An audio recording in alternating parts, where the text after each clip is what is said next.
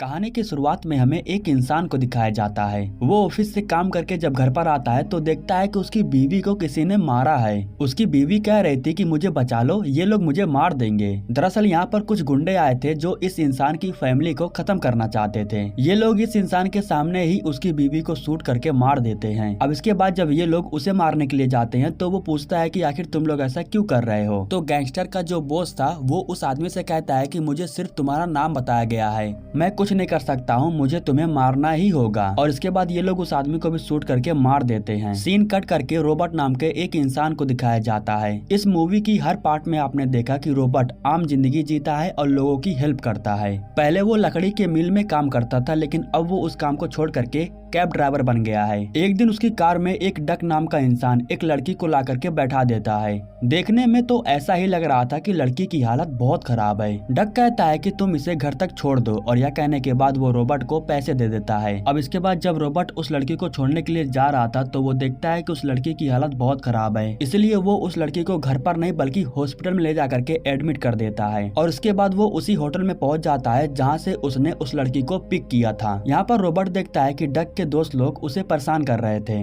लड़की के साथ गलत काम करने में डक भी अपने दोस्तों के साथ शामिल था। रॉबर्ट यहाँ पर क्रेडिट कार्ड के बहाने से आया था। वो इन लोगों से कहता है कि तुमने उस लड़की के साथ जो भी किया है उसकी हालत बहुत खराब हो गई है और इस समय मैं उसे हॉस्पिटल में एडमिट करके आया हूँ। यह सुनने के बाद डक के दोस्त जब रॉबर्ट को मारने की कोशिश करते हैं तो रॉबर्ट इन लोगों को बहुत मारता है और सिर्फ 30 सेकंड में इन लोगों की हालत खराब कर देता है। और इसके बाद वो डक के पास जाता है और उसे पुलिस के पास कॉल करने के लिए कहता है। वो कहता है कि यहाँ पर जो कुछ भी हुआ था सारी बात पुलिस को कॉल करके बताओ, और वो ये भी कहता है कि दोबारा ऐसी गलती नहीं होनी चाहिए। और यह कहने के बाद वो डक के हाथ को तोड़ देता है। खैर अगले दिन सुबह में जब रॉबर्ट काम पर जा रहा था तो वो देखता है कि कुछ बच्चे मिल करके उसके गार्डन का बहुत ही बुरा हाल कर दिए हैं। इसके बाद वो काम पे नहीं जाता है बल्कि फातिमा के साथ मिल करके उसके गार्डन को ठीक करने लगता है। यहाँ पर रॉबर्ट देखता है कि दीवार को भी बच्चों ने बहुत ही बुरे तरीके से पेंट कर दिया था। इस अपार्टमेंट में एक माइल्स नाम का बच्चा भी रहता है। जब वो रॉबर्ट को दीवार साफ करते हुए देखता है तो वो रॉबर्ट से कहता है, मैं एक अच्छा पेंटर हूँ और मैं सिर्फ $250 लूंगा, मैं इस पूरे दीवार को पेंट करके ठीक कर दूंगा। रॉबर्ट कहता है कि ये तो बहुत ही अच्छी बात है, लेकिन तुम पढ़ाई करके आ जाओ, उसके बाद ये काम करना। सीन कट करके हमें ब्रसेल बेल्जियम को दिखाया जाता है। यहाँ पर हमें उस घर को दिखाया जाता है जिसकी फैमिली को गैंगस्टर ने मार दिया है। सू सेन जो कि एक पुलिस अफसर है वो यहाँ पर इन्वेस्टिगेट करने के लिए आई थी। उसके साथ डेव नाम का एक पुलिस ऑफिसर था जो उसकी हेल्प कर रहा था। पूरी तरीके से इन्वेस्टिगेट करने के बाद भी इन्हें यहाँ पर कोई सबूत नहीं मिलता है, इसलिए ये लोग यहाँ से चले जाते हैं। लेकिन सुसैन इस केस को छोड़ती नहीं है, वो इसके पीछे पड़ी हुई थी। वो जानना चाहते थे कि आखिर इसके पीछे किसका हाथ है, और इसके बारे में कुछ जानकारियां लेने के लिए वो होटल में आई थी एक इंसान से मिलने के लिए। इसके बाद ये लोग लिफ्ट के जरिए ऊपर जाते हैं उस इंसान से मिलने के लिए, लेकिन डेव उसके साथ नहीं जाता है बल्कि सुसैन अकेले ही जाती है। और जब वो दरवाजे के लॉक को खोल करके घर के अंदर जा रही थी तभी यहाँ पर कुछ लोग आकर के उसके ऊपर हमला कर देते हैं। दरअसल ये वही लोग थे जिसको हमने लिफ्ट के अंदर देखा था। ये लोग नहीं चाहते थे कि सुसैन इस केस को सोल्व करे, इसी वजह से ये लोग सुसैन के ऊपर हमला करके उसे जान से मार देते हैं। अब इधर हमें दिखाया जाता है कि माइल्स रॉबर्ट के साथ मिल करके दीवार को अच्छे से पेंट कर रहा था। माइल्स बताता है कि वो अपनी माँ के साथ घर पर अकेले रहता है और घर को चलाने के लिए वो पढ़ाई के साथ साथ ये सब काम भी करता है। खैर उसी समय रॉबर्ट के फोन पर कॉल आता है और फिर उसे मालूम चलता है कि सुसैन को किसी ने जान से मार दिया है। दरअसल काफी समय पहले रॉबर्ट भी सुसैन के साथ काम करता था।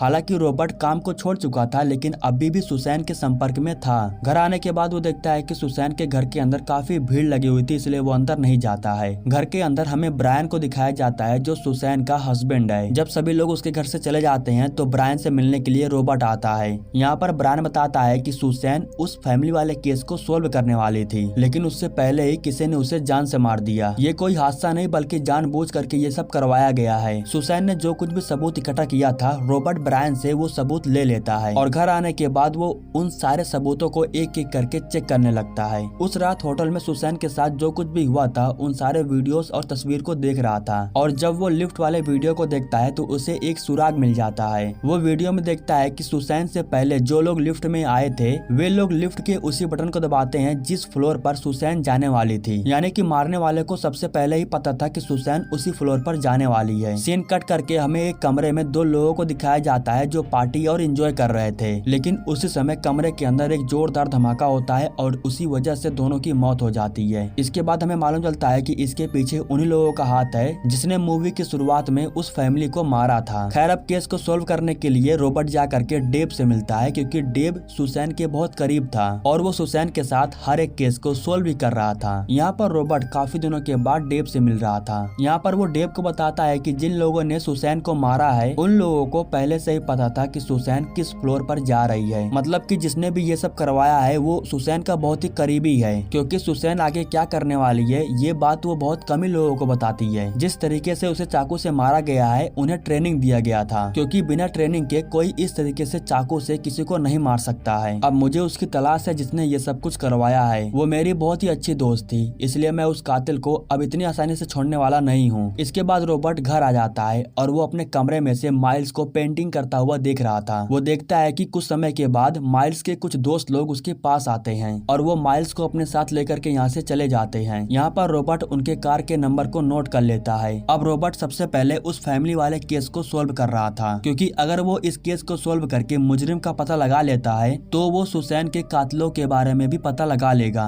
रॉबर्ट इमेजिन करता है और जानने की कोशिश करता है कि उस फैमिली वालों को किस पोजीशन में मारा गया है। सुसैन के केस में रॉबर्ट को कोई सबूत नहीं मिलता है, इसलिए रॉबर्ट अब इस केस को सोल्व कर रहा है, क्योंकि इन दोनों हादसों के पीछे सिर्फ एक ही इंसान का हाथ है। अब इसके बाद रॉबर्ट डेव के पास कॉल करता है और उसे बताता है कि उस रूम में गैंगस्टर के अलावा कोई और भी था। सुसैन उसके बारे में पता लगाने वाले थे, लेकिन उससे पहले ही उसे मार दिया गया। ये दोनों मर्डर एक दूसरे से कनेक्टेड है, कातिल सिर्फ कोई एक ही है। डेव कहता है कि ठीक है, मुझे सब कुछ बताते रहना। अब अगले दिन सुबह में रॉबर्ट जब केस को सोल्व करने के लिए काम कर रहा था तो वो बाहर के साइड में देखता है और उसे मालूम चलता है कि आज माइल्स दीवार को पेंट नहीं कर रहा है। यह जानने के बाद रॉबर्ट ठीक उस एड्रेस पर जाता है जहाँ पर उसके दोस्तों ने उसे लेकर के गया था। वहाँ पर जाने के बाद वो ढेर सारे गैंगस्टर को देखता है। माइल्स भी इन लोगों के साथ मिल करके गलत चीजों को सीख रहा था और ये लोग माइल्स को गन दे करके किसी को जान से मारने के लिए भी कह रहे थे। और उसी समय यहाँ पर रॉबर्ट गन लेकर के आ जाता है और वो माइल्स को उठ करके यहाँ से चलने के लिए कहता है। इसके बाद माइल्स रॉबर्ट की बातों को मानता है और उठ करके बाहर के साइड में चला आता है। बाहर आने के बाद माइल्स रॉबर्ट से कहता है कि मुझे अपने दोस्तों की बातों को मानना ही होगा। मुझे अगर पैसे कमाने हैं तो ये सब करना होगा, क्योंकि दीवार पेंटिंग करने से घर नहीं चलता है। तो रॉबर्ट कहता है कि पैसों के लिए तुम गैंगस्टर बनोगे और लोगों को मारोगे। लोगों को मारना इतना आसान भी नहीं है। जब तुम्हारी माँ को ये बात पता चलेगा तो वो तुमसे कभी भी खुश नहीं रहेंगी। यह सब कहने के बाद वो माइल्स को समझाता है और उसे वापस घर लेकर के आता है। खैर अब अगले दिन सुबह में जब रॉबर्ट अपना नाश्ता बना रहा था तो तभी उसके दरवाजे पर कोई आता है और जब वो दरवाजे पर जाकर के चेक करता है तो वो माइल्स था। दीवार पेंट हो गई थी, इसलिए रॉबर्ट ने उसे पैसे दिया था, लेकिन कुछ पैसे बच गए थे और उन्हीं पैसों को वापस लौटाने के लिए माइल्स यहाँ पर आया था। इसके बाद रॉबर्ट उसे अंदर भी आने के लिए कहता है। यहाँ पर माइल्स देखता है कि रॉबर्ट के एक दीवार पर उसकी पेंटिंग खत्म हो गई थी। तो माइल्स उसे कहता है कि अगर तुम मुझे $150 दोगे तो मैं इसे अच्छे से पेंट कर सकता हूँ। तो रॉबर्ट कहता है कि किसी दिन और आकर के तुम इसे पेंट कर देना। इसके बाद रॉबर्ट कैब ड्राइवर का काम करने के लिए चला जाता है। इस समय वो जिस आदमी को कार में बैठाया था उसे एयरपोर्ट पर जाना था, लेकिन रॉबर्ट जब उस इंसान को देख रहा था तो उसे कुछ डाउट लग रहा था और वो इंसान भी पीछे बैठ करके बस रॉबर्ट को घूरे जा रहा था। अब एक समय ऐसा आता है जब रॉबर्ट एयरपोर्ट के उल्टी दिशा में कार को घुमा लेता है। ये लोग गलत रास्ते पर जा रहे थे, लेकिन फिर भी वो इंसान कुछ बोल नहीं रहा था, जिसकी वजह से रॉबर्ट को मालूम चल जाता है कि ये इंसान किसी और मकसद से यहाँ पर आया है। और ठीक उसी समय वो इंसान चाकू को निकाल करके रॉबर्ट को मारने की कोशिश करता है, लेकिन रॉबर्ट को मार पाना इतना भी आसान नहीं था, बल्कि कार को घुमा घुमा करके रॉबर्ट उसे बहुत मारता है और उसे मारने के बाद उसके फोन के द्वारा डिटेल्स को निकालता है, जिसके बाद उसे मालूम चल जाता है कि इन सब के पीछे किसका हाथ है और सुसैन को किसने मारा है। सबूतों को मिटाने के लिए वो पूरे कार को ही जला देता है और इसके बाद इस हादसे को बताने के लिए वो डेव के घर पर आता है। डेव की जो बीवी थी वो बच्चों को लेकर के स्कूल छोड़ने के लिए बाहर चली जाती है और फिर रॉबर्ट डेव को बताता है कि किसी ने मुझे जान से मारने की कोशिश की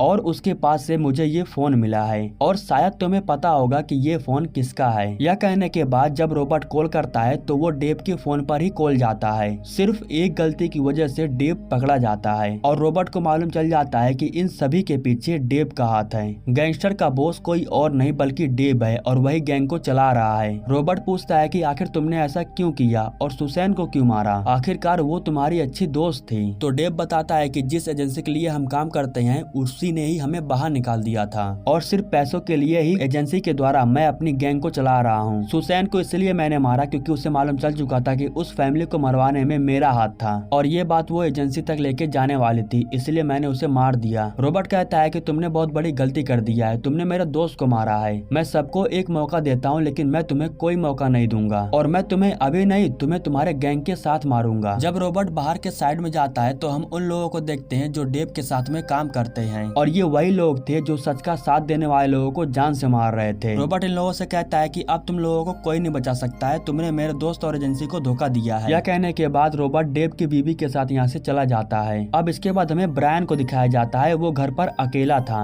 और उसी समय डेव अपने लोगों को उसके घर पर भेज देता है उसे पकड़ने के लिए, लेकिन रॉबर्ट को उसकी चाल के बारे में पहले से ही मालूम था। अब डेव के लोग ब्रायन को किडनैप करते उससे पहले ही रॉबर्ट उसे आकर के घर से उठा लेता है। सीन कट करके हमें माइल्स को दिखाया जाता है जो रॉबर्ट की दीवार को पेंट कर रहा था और ये बात बताने के लिए वो रॉबर्ट के पास कॉल करता है, लेकिन अब माइल्स यहाँ पर बहुत ही बुरी तरीके से फंसने वाला था क्योंकि जब डेव के लोगों को ब्रायन नहीं मिलता है तो ये लोग रॉबर्ट को मारने के लिए उसके घर पर आकर के पहुंच जाते हैं और जब माइल्स ऊपर से उनके हाथों में गन को देखता है तो वो बहुत डर जाता है। रॉबर्ट अपने कैमरे में देखता है कि वे लोग दरवाजे को खोल रहे थे। अब रॉबर्ट माइल्स को छुपाने के लिए उसे एक ऐसे कमरे के बारे में बताता है जिसके बारे में किसी को नहीं पता था। किताब को हटाने के बाद जब वो एक बटन को दबाता है तो वो उस कमरे के अंदर जाकर के छुप जाता है और फिर वो माइल्स को वहाँ पर शांत बैठने के लिए बोल रहा था। डेव और उसके लोग अंदर आकर के अच्छे से छानबीन कर रहे थे। वो ठीक उसी कांच के सामने था जिसके पीछे माइल्स छुपा हुआ था। ट्रांसपेरेंट ग्लास होने की वजह से वे लोग माइल्स को नहीं देख पा रहे थे,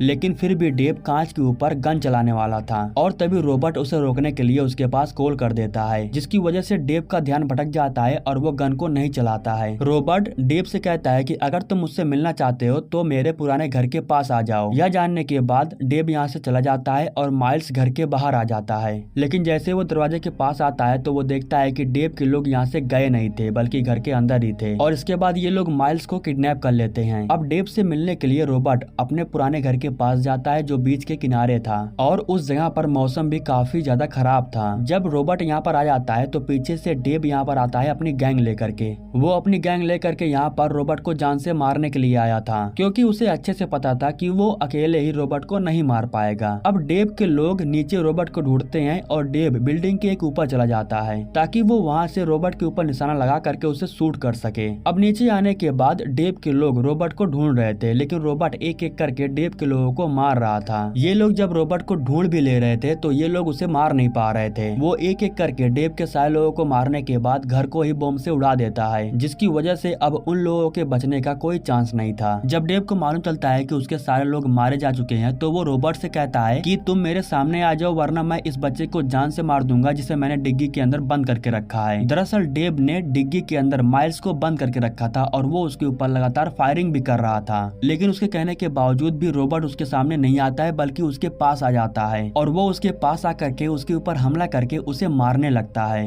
रॉबर्ट उसके ऊपर चाकू से कई बार वार करता है और उसे वो उसी तरीके से मारता है जिस तरीके से सुसैन को उसने मारा था। उसको मारने के बाद वो उसको नीचे फेंक देता है और इसके बाद वो जा करके माइल्स को बचाता है और उसे लेकर के घर पर आता है। माइल्स के पैरों में एक गोली भी लगी हुई थी जिसका वो मलहम पट्टी भी करता है। यहाँ पर माइल्स रॉबर्ट से सिर्फ एक बात पूछता है कि आखिर वो है कौन, लेकिन रॉबर्ट उसको कोई जवाब नहीं देता है और इसी के साथ ये कहानी यहीं पर समाप्त हो जाती है। दोस्तों, हमारे YouTube चैनल को सब्सक्राइब करने के लिए आप लोगों को दिल से शुक्रिया।